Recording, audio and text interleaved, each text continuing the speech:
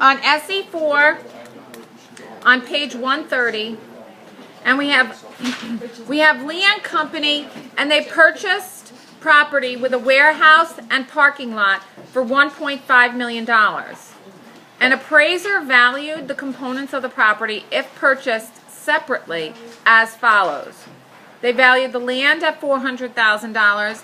They valued the land improvements at $200,000 and the building at $1 million for a total appraised value of $1.6 million. Now we're going to determine the cost to be assigned to each of those individual components based on the purchase price of $1.5 million. Okay, so if we look at this, we're going to say our appraised value, we know that the total appraised value is $1.6 million.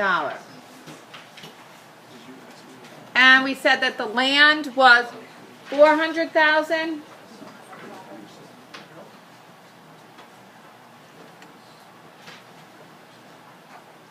The land improvements were $200,000, and the building was a total of $1 million.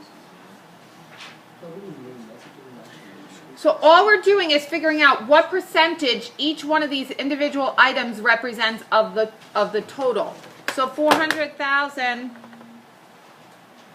divided by 1.6 gives you 25% of the value is the land. 200,000 is going to represent 12.5%, and the balance, 62.5%, represents, and that gives us 100. The say what? Can you just zoom in a little? Zoom in. Zoom in. Zoom in. Oh. Zoom.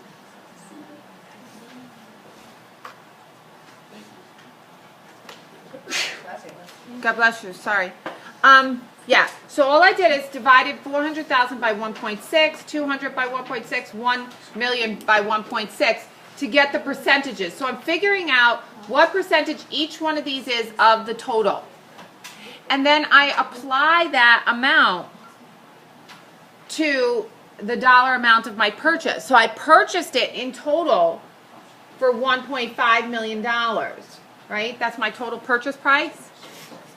So all I do now is apply each one of these percentages to figure out what the real amount is for what I paid, okay? So I'm going to take 1.5 and multiply it by 0.25, and I get 375,000. Multiply the 12.5% by the 1.5 million, and I get 187,500. And then I multiply the 62% by the 1.5, and I get 937,500. My check, what's my check? As to whether I've done this right. If they all add up to the 1.5 million, then I've done this correctly. So if I take my 937.5 plus my 187.5 and my 375, I get 1.5 million. So I've done it correctly.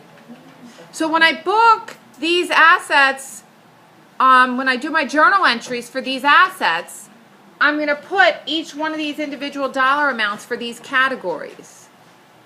Okay? And what do we carry our costs of our assets, what do we carry our assets, our long-term assets at on our balance sheet? We carry them at cost. So we need to know this. We need to know this cost, what's called the cost basis of that asset. Okay? And then from that point, these two items, the land improvements and the building, those items would get depreciated. The land, no depreciation associated with the land, okay?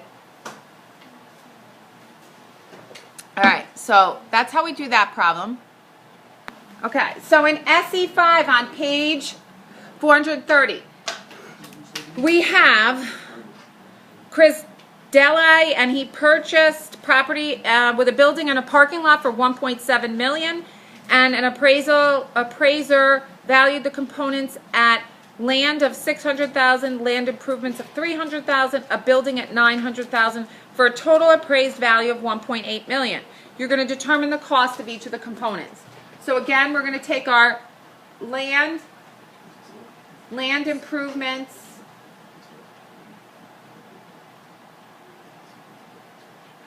and building, right? And building. And we have an appraisal of 600,000, 300,000, and 900,000 for a total appraised value. I should just leave this as total. Total of 1,800,000. What were my percentages here, guys? 33.3, 16.7, 50%. Okay. And that totals up to 100. Then we apply those percentages to how much we purchased this whole property at, which was 1.7 million.